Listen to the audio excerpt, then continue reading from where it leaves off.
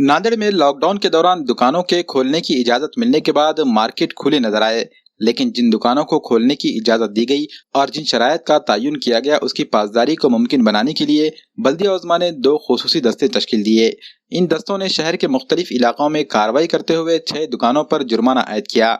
जिन दुकानों पर कार्रवाई की गई उनमें नांदेड़ वाइन मार्ट, आशीष गारमेंट्स, देवा कलेक्शन, अपना शूज सेंटर, आराधना इलेक्ट्रिकल्स और ई स्पेस प्लाजा शामिल हैं। हर दुकान से जवाबित की खिलाफ वर्जी के इल्जाम के तहत 5-5 हजार रुपए का जुर्माना वसूल किया गया।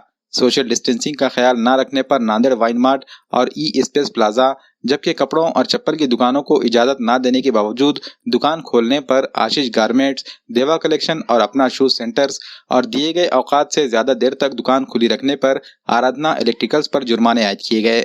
बल्दिया उज़्मा की खुसूसी टीमों की सरबराही डिप्टी कमिश्नर विलास भूसीकर और डिप्टी कमिश्नर सुधीर इंगोले ने की। इनके साथ दोनों दस्तों में assistant commissioner Rajesh Chauhan, assistant commissioner Farhatullah Baig, stadium मुंतजिम रमेश चोरे समेत दीगर मुलाजिमीन शामिल थे।